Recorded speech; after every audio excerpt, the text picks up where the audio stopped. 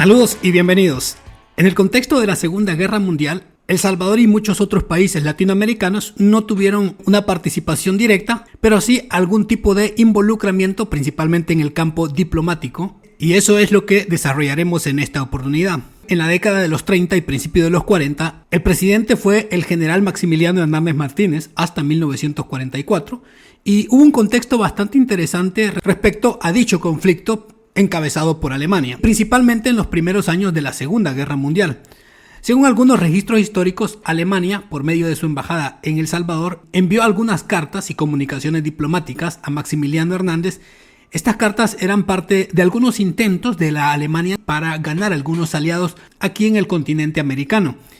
En el caso de El Salvador, los intereses de Alemania se centraban en mantener relaciones con gobiernos que podían ayudarle en sus esfuerzos económicos y diplomáticos.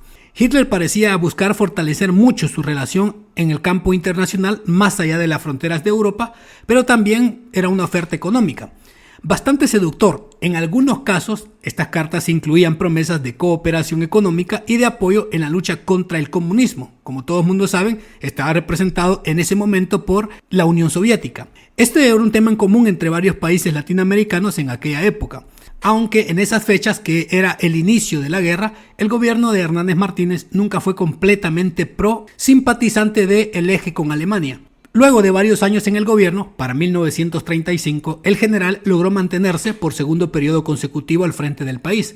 Fue ahí cuando Hitler, nombrado canciller de Alemania en 1933, envió una carta a El Salvador con el objetivo de felicitar al militar salvadoreño por su toma de posesión.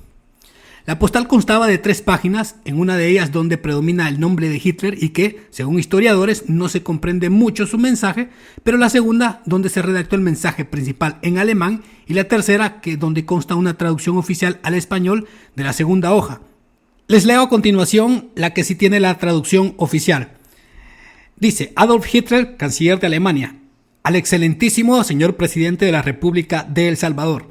Señor presidente, con motivo de la toma de posesión de la presidencia de la República de El Salvador, me permito felicitar fraternalmente a vuestra excelencia. Es mi deseo que las cordiales relaciones que afortunadamente existen entre Alemania y la República de El Salvador se estrechen más aún durante su periodo presidencial. Es un placer especial para mí confiar el cargo de enviado extraordinario y embajador plenipotenciario de Alemania al doctor Kraske para representar mi gobierno en esa ceremonia. Al mismo tiempo aprovecho esta oportunidad para expresaros, señor presidente, mis mejores votos para su dicha personal y por la prosperidad de la República de El Salvador. Ruego a vuestra excelencia aceptar mi más alta estimación y el testimonio de mi sincera amistad. Berlín, 21 de febrero de 1935, firma atentamente Hitler. Según los archivos del Ministerio de Relaciones, eso era un acto protocolario que se acostumbraba normalmente para felicitar y firmar la continuidad de las relaciones que existían entre algunas naciones. Además, a través de ella anunciaba la llegada del representante del Estado alemán que acompañaría a Hernández Martínez durante la toma de posesión, es decir, un delegado directamente enviado por Hitler desde Alemania. La carta del canciller, aunque breve, refleja un reconocimiento y un saludo formal entre dos líderes que, aunque geográficamente estaban muy distantes, compartían ciertos enfoques en la manera de gobernar. Pero avanzados los años después de las cartas, Hernández Martínez todavía era presidente para 1941 en el contexto del ataque de Japón a la base hawaiana de Pearl Harbor. Esto marcaba la inclusión de lleno de Estados Unidos en la Segunda Guerra Mundial. Hasta ese momento, la mayor parte del gobierno y el pueblo salvadoreño tenían bastante simpatía por el poderoso eje de Berlín, Roma y Tokio, pero oficialmente se mantenían neutros, aunque curiosamente Mussolini, en el pasado reciente, había llegado a designar a El Salvador como la base de distribución latinoamericana de aviones Caproni a cambio de envíos periódicos de café, previo a las escaladas graves de...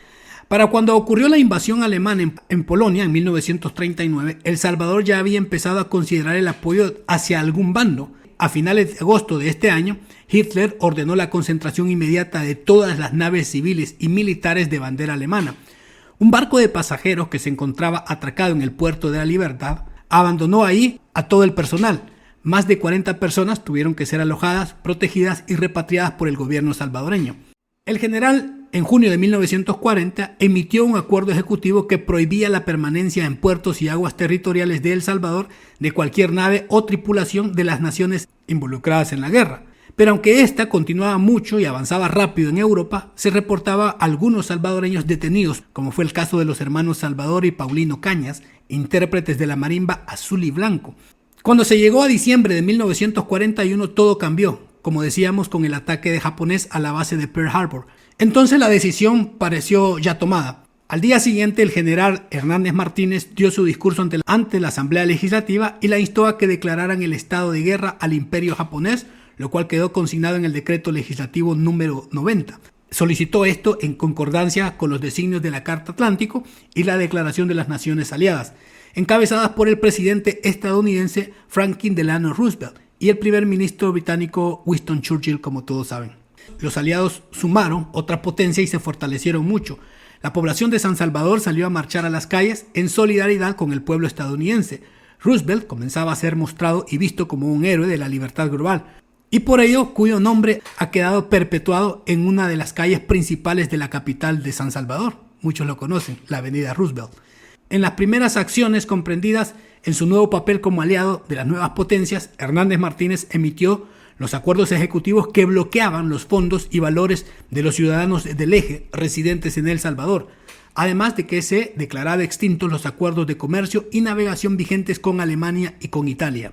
La Asamblea Legislativa de El Salvador declaró formalmente la guerra a Alemania e Italia con todos sus aliados en diciembre de 1941.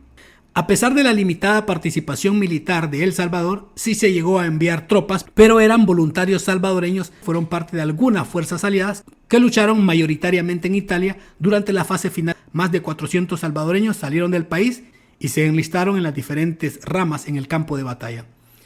A pesar de ser un país pequeño, El Salvador se alineó con estas potencias aliadas, participando de manera indirecta en dicha guerra, pero tomó acciones como la captura de ciudadanos de origen alemán e italiano, fueron llevados en barco y trenes en el sur de Estados Unidos, y la ruptura de relaciones comerciales con los países del eje, pero otros deseaban volver a El Salvador, donde tenían sus familias y ya muchas posesiones. Al final de todo, los que retornaron recibieron sus posesiones, lo confiscado, más las ganancias que habían logrado en los años que estaban en territorio estadounidense. Uno de ellos fue el agricultor y después filántropo Walter Tilo Denninger. Una de sus donaciones fue el parque que actualmente está a la orilla de la costa. La contribución de El Salvador, como el resto de Centroamérica, fue principalmente simbólica, diplomática, ya que no participó activamente, pero sí El Salvador rompió relaciones diplomáticas con todas las potencias involucradas y proporcionó recursos estratégicos para los aliados, como materias primas claves, particularmente el café, que era un producto de exportación importante. Aunque no participó en más combates directos, sus recursos fueron valiosos para las economías aliadas que sí estaban involucrados directamente. De Centroamérica, Guatemala, Honduras, Nicaragua, Costa Rica y Panamá también declararon la guerra a Alemania y sus aliados, siendo quizá el más importante en asuntos estratégicos Panamá, pero principalmente por el canal. Por lógica, era un paso muy importante y fue reforzada la seguridad en ese lugar. El general Hernández dejó el poder en mayo de 1944, después del levantamiento militar y social que resultó con su destitución. La presidencia fue ocupada por José María Castillo y más tarde Salvador Castaneda Castro como presidentes, en el contexto de un país que pasaba por una transición política en un momento bastante crítico de la historia mundial.